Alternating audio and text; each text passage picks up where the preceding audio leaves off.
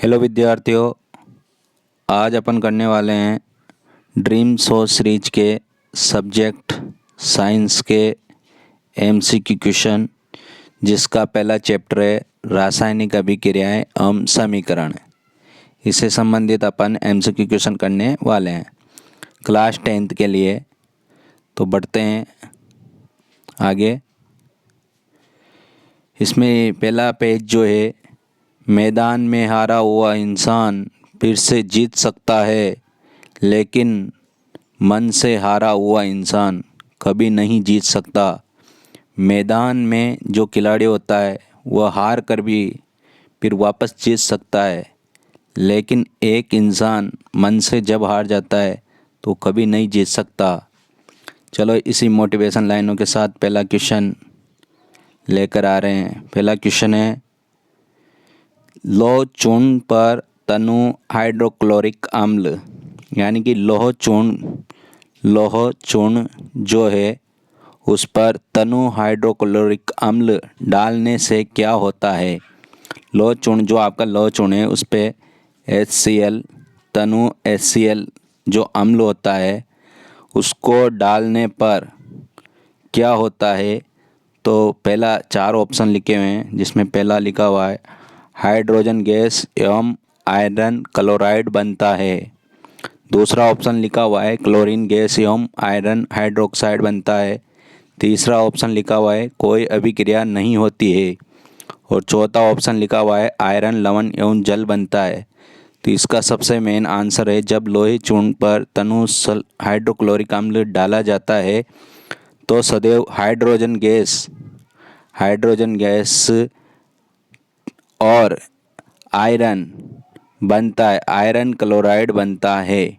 ठीक है, तो इसका पहला ऑप्शन हो गया ए, ऑप्शन नंबर ए। तो आपके पहले क्वेश्चन का आंसर हो गया ऑप्शन नंबर ए।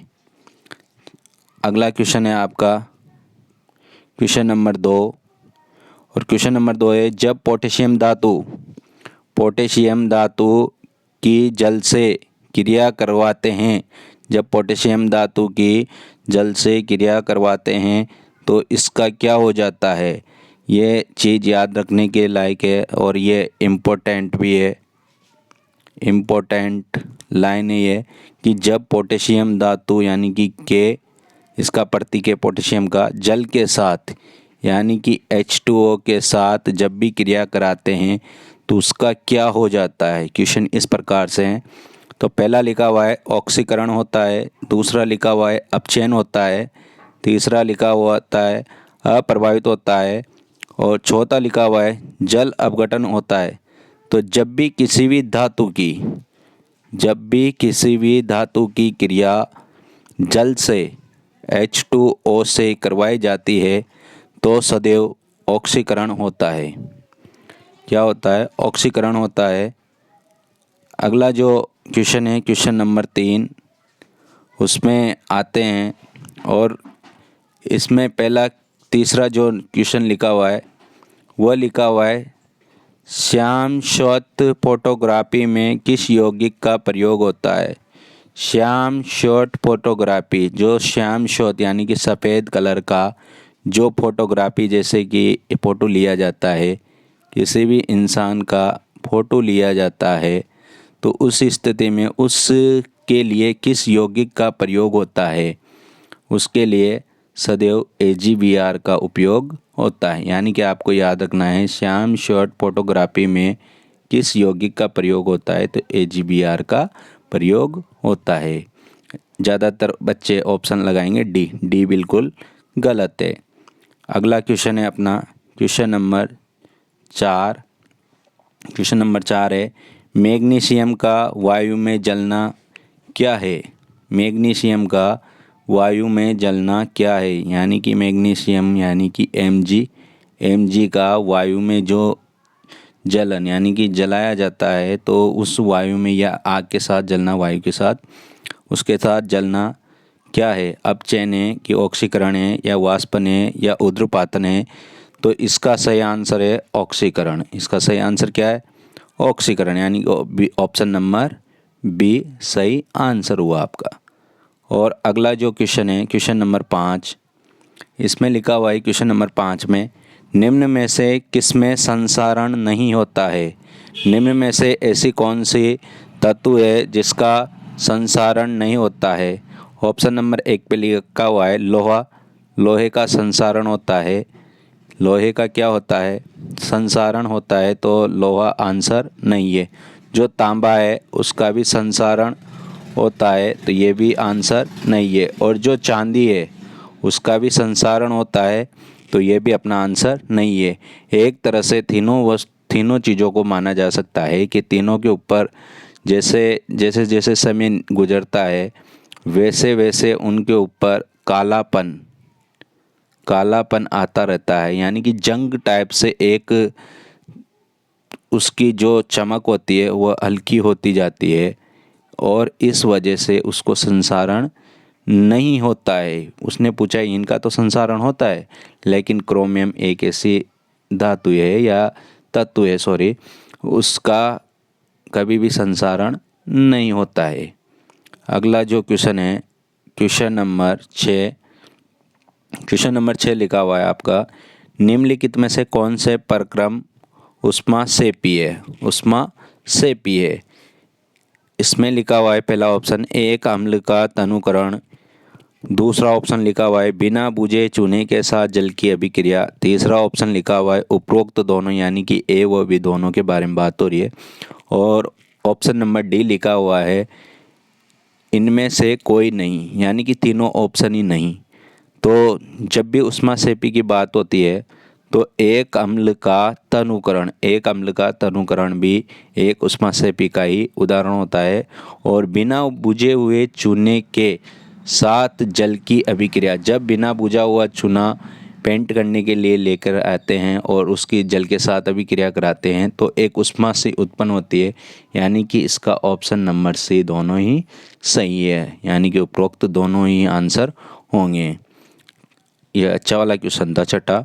अब क्वेश्चन नंबर आगे बढ़ते हैं क्वेश्चन नंबर 7 की ओर, और क्वेश्चन नंबर 7 लिखा हुआ है, निम्नलिखित में से कौन सा परक्रम उष्मा शोषी परक्रम है?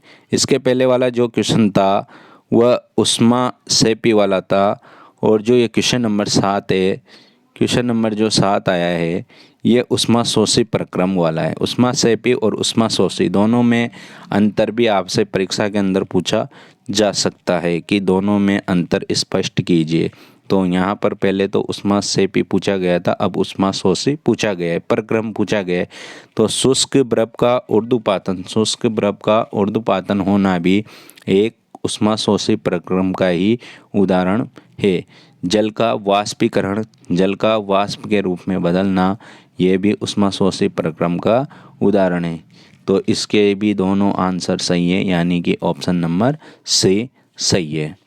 अगला जो क्वेश्चन है क्वेश्चन नंबर 8 बहुत ही अच्छा क्वेश्चन है, ध्यान से पढ़ना, ध्यान से समझना। तेल का नमूने को लंबे समय तक ताज़ा बनाए रखने के लिए निम्नलिखित में से कौन सी गैस प्रयुक्त की जाती है? बहुत ही शानदार क्वेश्चन, यानी कि 100% इम्पोर्टेंट क्वेश्चन, बहुत अच्छा क्वेश्चन कि तेल के नमूने को लंबे समय तक ताज़ा बनाए रखने के लिए निम्नलिखित में से कौन सी गैस प्रयुक्त की जाती है? कार्बन डाइऑक्साइड अथवा ऑक्सीजन। पूछा जा रहा है कि कार्बन डाइऑक्साइड है अथवा ऑक्सीजन है। दूसरा है कार्बन डाइऑक्साइड अथवा हीलियम। तीसरा है नाइट्रोजन अथवा ऑक्सीजन। चौथा है हीलियम तथा नाइट्रोजन। तो मैं आपको बता दूं जानकारी के लिए कि जैसे कि पहला ऑप्शन लिखा हुआ है कार्बन डाइऑक्साइड तथा ऑक्सीजन, इन दोनों का ही प्रयोग ऑक्सीजन और कार्बन डाइऑक्साइड दोनों का ही तेल के नमूने को लंबे समय तक ताज़ा बनाए रखने के लिए काम में नहीं आता है, दोनों ही। तो जब ये कार्बन डाइऑक्साइड काम में नहीं आता है तो दूसरे ऑप्शन में भी कार्बन डाइऑक्साइड आ रहा है, तो ये इसमें भी गलत होगा। जबकि इसमें साथ में हीलियम दिया हुआ है, हीलियम काम आता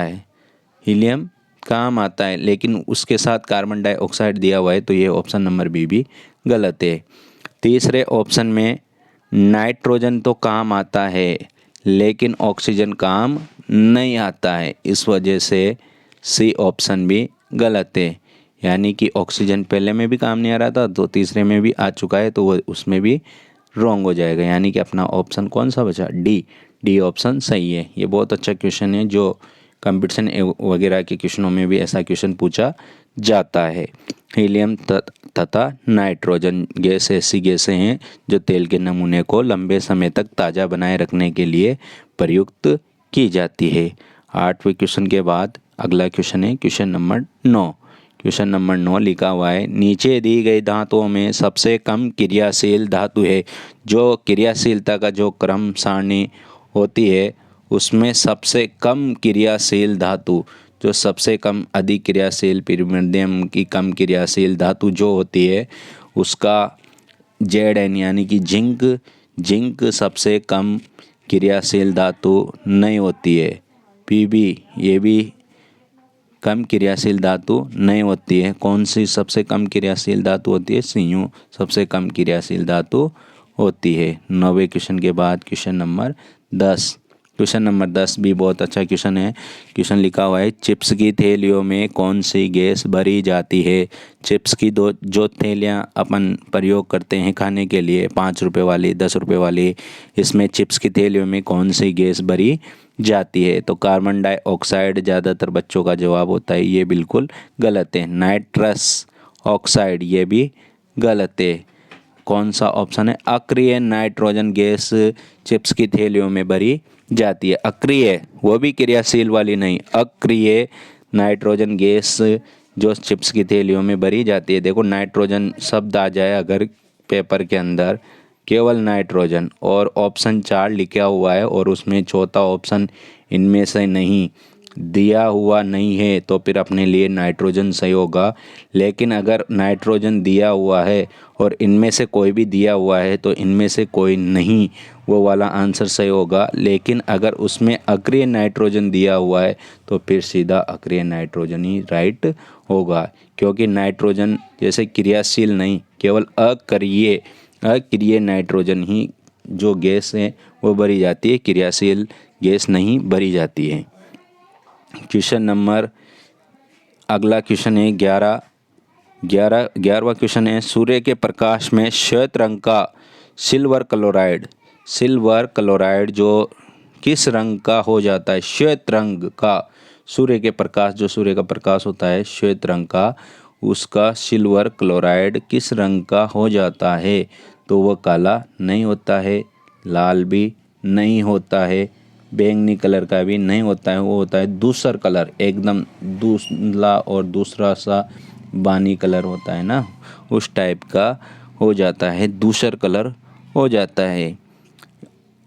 आगे बढ़ते हैं और आगे ये क्वेश्चन टोटल क्वेश्चन थे भाई 11 क्वेश्चन थे, मेरे हिसाब से आपको समझ में आया होगा। तो ये 11 क्वेश्चन अपन ने आज किए हैं चैप्टर नंबर 1 से संबंधित।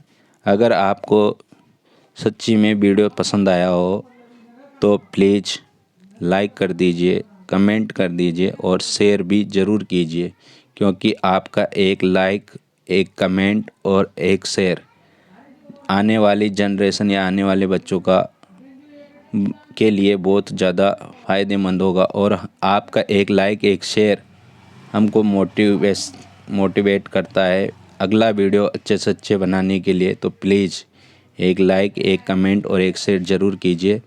धन्यवाद।